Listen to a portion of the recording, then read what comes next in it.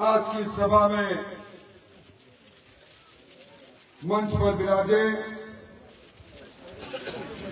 Bharatiya Janata party की इस तहसील में, इस जिले में अगुवाई करने वाले नेतागण और विशेष तौर पर गांव के प्रमुख सफी खान जी, मुंशी खान जी, सुरेंद्र जी, दीनदयाल जी, समर जी, महावीर जी, भिखाराम जी, रेवतराम जी, राम प्रताप जी, मुंशी प्रभु जी, आदरणीय भंवरलाल जी और मेरे सामने विराजित सांझ की इस बेला में 36 कोमर बिरादरी के भाइयों, बुजुर्गों और नौजवानों, सबसे पहले मैं धन्यवाद देना चाहूंगा। एक दिन पहले विचार आया, भाई देवेंद्र झाझड़िया यहां से होकर गए, उन्होंने मुझे कहा कि साहबा में इस बार बदलाव है। मेरे मन में आया कि मैं उस तासीर को देखकर आऊं,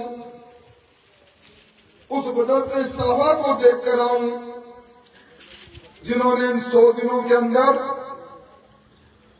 कांग्रेस के दामन को छोड़कर दुनिया के सबसे लोकप्रिय नेता नरेंद्र मोदी जी की अगुवाई में तीसरी बार सरकार बने, इस संकल्प के साथ अपने आप को बदला है। भाइयों, ये सभा, ये सांप्रदायिक सद्भाव की धरती है,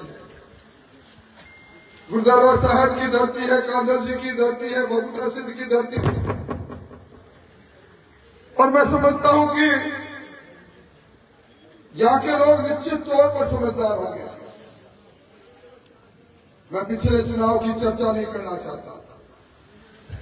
वो चुनाव राजस्थान की हुकूमत बनाने का चुनाव था।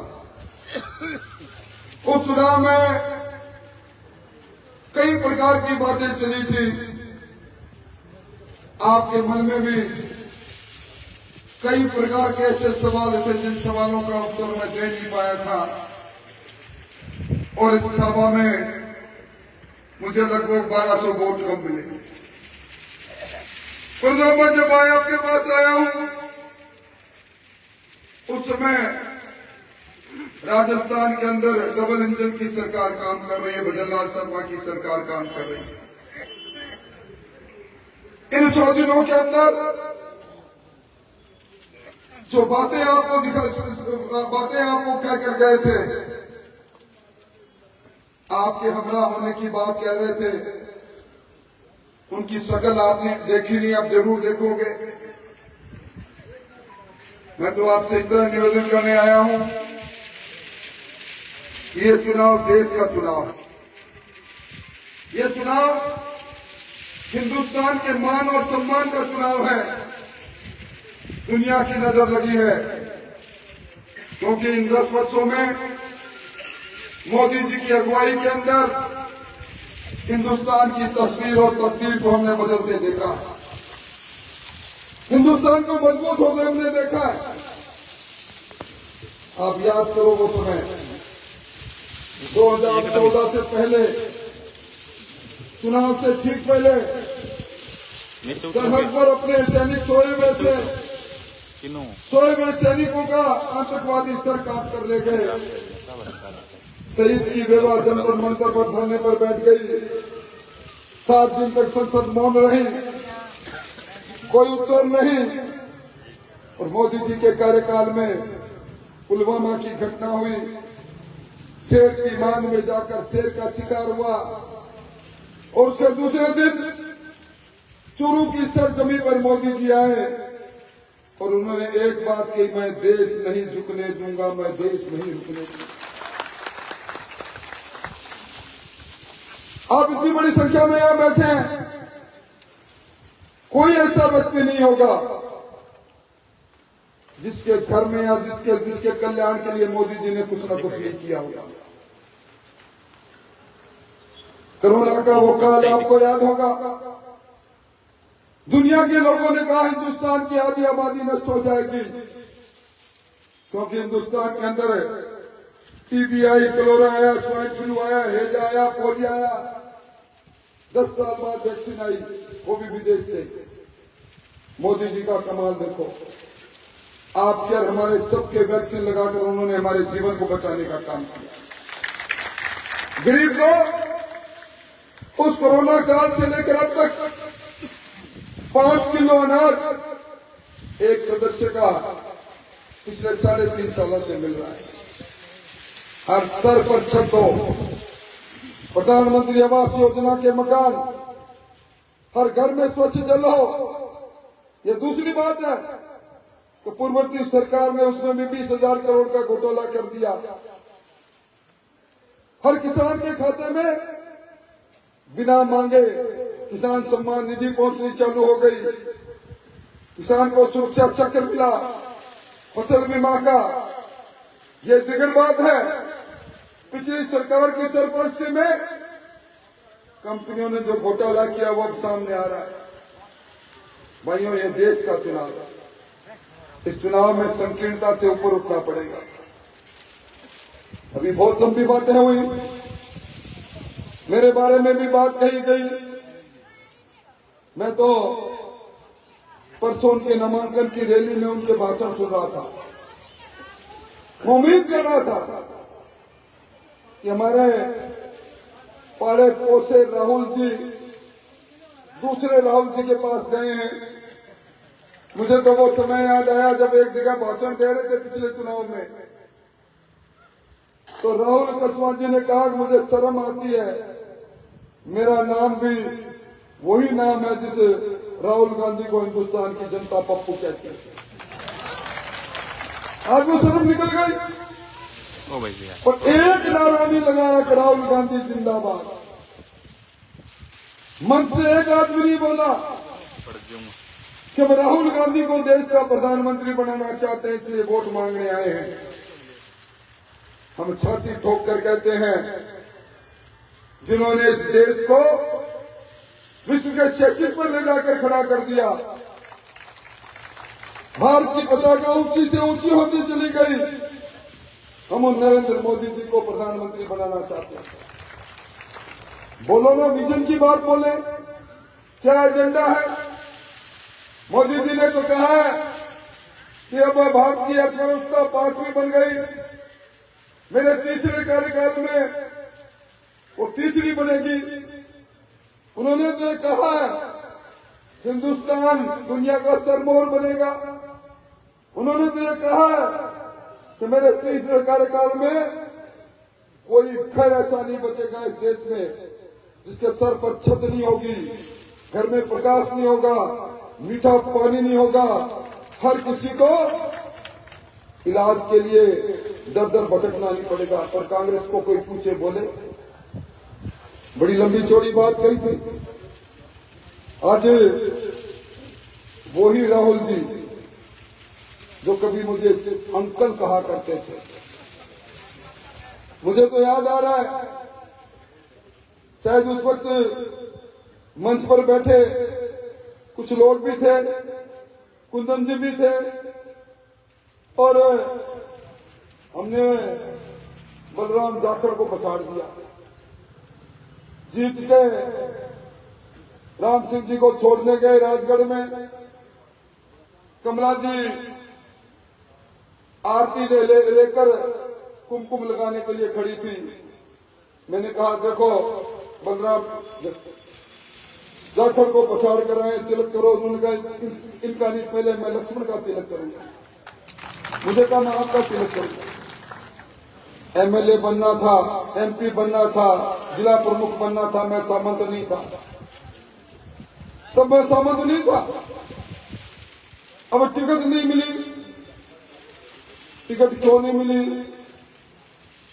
आपके पास में गंगानगर है, न्याल जी का इलाका, 5 बार के विधायक, 5 लाख से जीते, 5 लाख के सांसद, 5 लाख से जीते हुए 8 में से 2 सीटों पर सिर्फ बीजेपी जीती।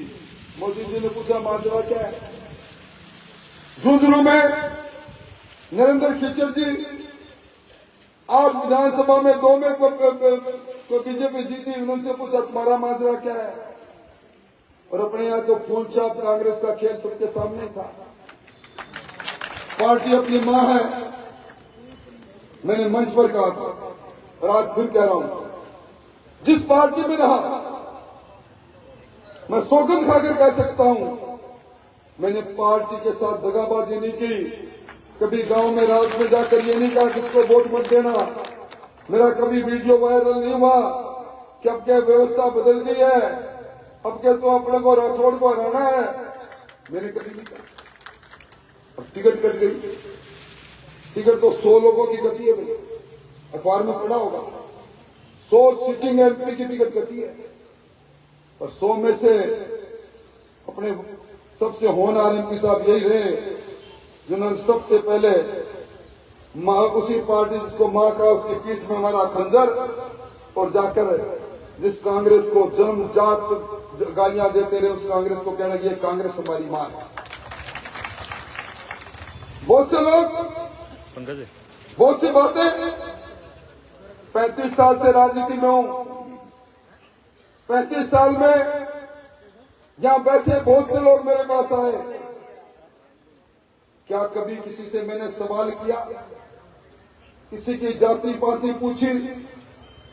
अगर मैंने ऐसा काम किया हो, मुझे 2 जग में भी जगह नहीं मिले, मैं भगवान और अल्लाह से कहना चाहता हूं। अब वोट की फसल काटनी है, वोट की फसल काटने के लिए हम किसी को संबंध बता दें, किसी को गाली दे दें, ये शोभाजनक बात नहीं है। इसलिए भाइयों मैं कहने आया हूं, डबल इंजन की सरकार बनी हुई है। आपने 3-4 बातें भी यहां कही। नैन साहब ने एएन की बात कही, आपने यहां कहा कि हमारा आधा गांव आबादी में बसा हुआ है।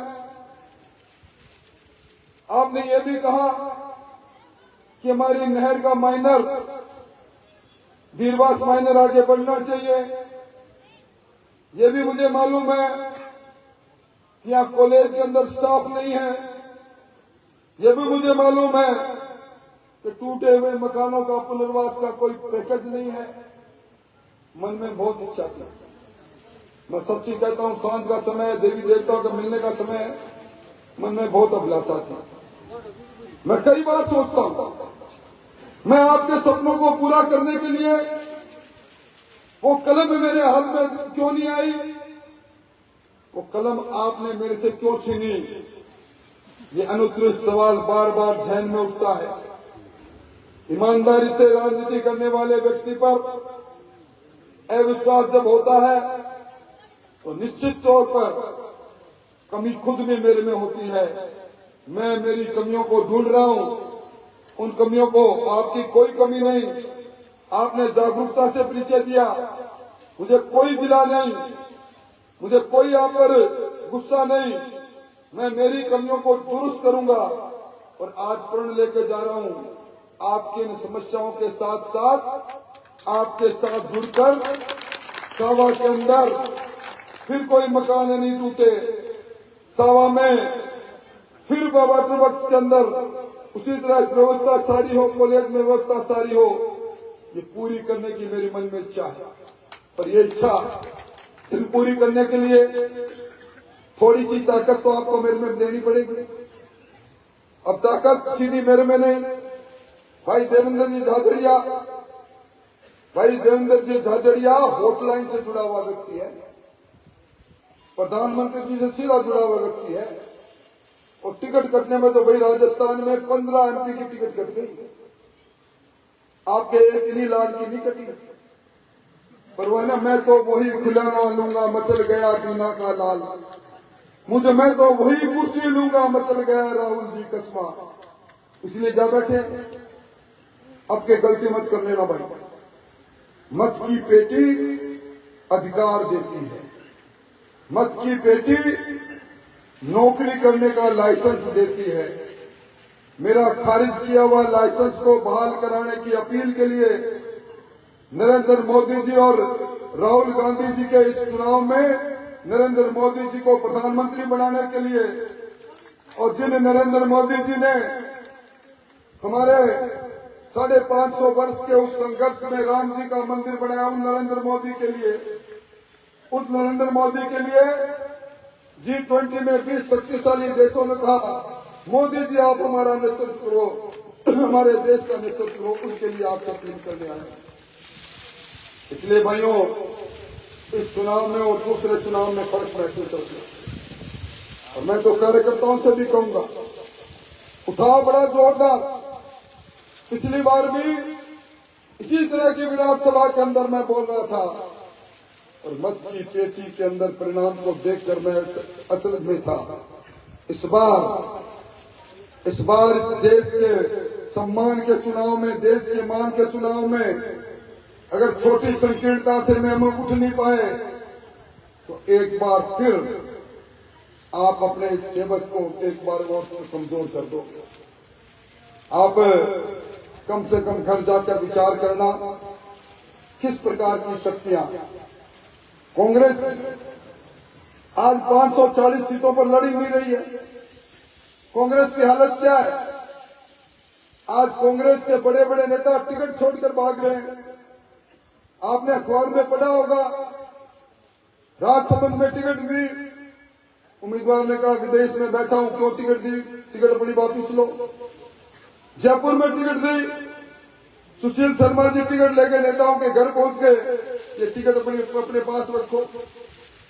खाचरियावास जी को टिकट दी, वो कह रहे हैं कि भारतीय जनता पार्टी मजबूत है।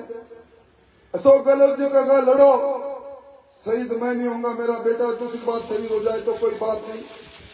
सारे कतरा रहे हैं और रोज आप अखबारों में देख रहे हो कांग्रेस के नेता भारतीय जनता पार्टी का दामन पकड़ रहे हैं। ऐसे में मुझे इस बात की तकलीफ है, यहां बहुत से लोगों ने कसवा परिवार के साथ काम किया। हम तो सोच रहे थे कलवान परिवार होगा, डूबती नाव में जा चढ़े और अब आजादी की बात कर रहे हैं। हमें आजादी चाहिए, तो आजादी के लिए तो भी आजादी अपने को चाहिए थी। भगत सिंह ने फंदा चूमा था, राजदेव सुखदेव ने अपनी जान दी थी, महात्मा गांधी जी की अगुवाई में आंदोलन हुआ था हिंसक। क्या वो आजादी के उन शहादत देने वालों का अपमान नहीं? हम आजादी का अमृत महोत्सव मना रहे हैं और हमारे सांसद कह रहे हैं आजादी चाहिए। हमारे सांसद कह रहे हैं मैं सहमत हूं। इस सहमत के साथ 35 साल तक इन्हीं गलियों के अंदर, इन्हीं मंचों पर आप अपने कभी चाचा, कभी अंकल, कभी लक्ष्मण, ये अलंकार क्यों कर रहे थे? आज बदबू क्यों आने लग गई? मैं समझता हूं इन सारी बातों का उत्तर एक ही है। देखिए, ऊपर दिल्ली के अंदर नरेंद्र मोदी जी की सरकार बनने वाली है, यहाँ सरकार भजनलाल जी की है। काम हमें करना है, काम इसी माध्यम से होना है, गुमराह होने की आवश्यकता नहीं। मैं ये पिछली बार की तरह यहाँ को मैं कोई दलाली करने नहीं आया, पिछले नेताओं की तरह मैं कोई मंत्री लेने नहीं आया। मेरा तो एक ही संकल्प था कि इस सावा को, इस धर्मस्थली को, इस छोटी काशी को विकास की दृष्टि से आगे और ले जाएं, और ले जाएं, और ले जाएं। मेरे अरमान समाप्त नहीं हुए। चुनाव हारा हूं, हिम्मत नहीं आ रहा, और उसी हिम्मत से आपसे फिर और विशेष तौर पर मैं अपील करना चाहूंगा भारतीय जनता पार्टी के कार्यकर्ताओं को, अगर वास्तव में पार्टी के प्रति मोह है तो मेरा बूथ सबसे मजबूत, अपने अपने बूथ को रुख करें, बात करें। और मैं फिर कह के जा रहा हूं, आज की तारीख में आपसे जनादेश लेने आया हूं और ऐसी शख्सियत के लेने आया हूं जिन्होंने अपने जीवन में एक छोटी सी झोंपड़ी में आंख खोलकर, जिसके पास अपने बचपन के अंदर छात्रवृत्ति के अलावा पैसा नहीं था पढ़ने का, जिसने बचपन में लकड़ी फेंक के भाला फेंकते फेंकते दुनिया में इस देश का नाम किया, ऐसे देवेंद्र झाझड़िया के माध्यम से आप हमारे सबसे महबूब नेता दुनिया के लोकप्रिय नेता नरेंद्र मोदी जी के हाथ मजबूत करें। ये वोट नरेंद्र मोदी जी मांग रहे हैं। ये वोट इस हिंदुस्तान की अस्मत का वोट है, इज्जत का वोट है, हिंदुस्तान की तकदीर के लिए। और आप में जितने लोग बैठे हैं, किसी न किसी लाभार्थी योजना से सबके घर में लाभ हुआ है।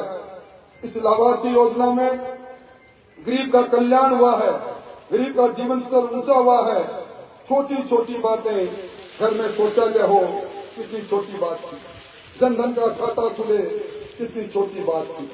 इन छोटी छोटी बातों से जिन्होंने जीवन बदल दिया, नौजवान का जीवन बदल दिया। और ये सरकार, भजन लाल जी की सरकार, तो सरकार ने जिन लोगों ने नौजवानों के अरमानों को तोड़ा था, पेपरों को लूटा था, नौकरी लूटी थी, उनको जेल में भेजने का काम किया।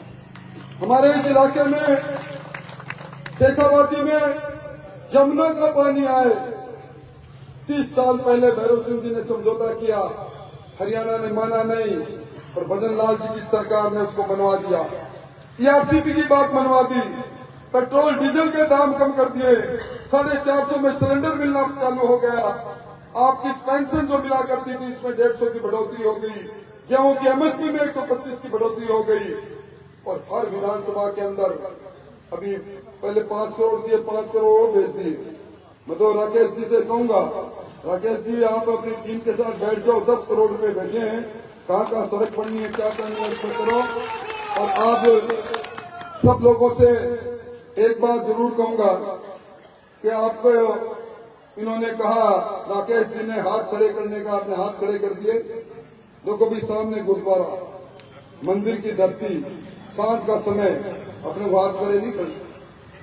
मैं तो उनसे निवेदन करूंगा, चाहे जो कई बार जो पिछले चुनाव में किसी तरह की गफलत रहेगी हो, अगर मेरी बात से सहमति हो कि हम नरेंद्र मोदी के दूत बनेंगे, देवेंद्र झाझड़िया बनेंगे, तो दोनों हाथ खड़े करके मेरे को विश्वास दिलाओ, दोनों हाथ खड़े करके। तो रघुकुल रीत सदा चली आए, प्राण जाए पर तो आपके सेवा के वचन से मैं बंध रहा हूँ, आपकी सेवा के वचन से मैं बंध रहा हूँ। पुरानी बातों को भूल के जा रहा हूँ, सभा के अंदर नया इतिहास बना दो। आपका एक काम बाकी नहीं रहेगा। इन शब्दों के साथ बहुत बहुत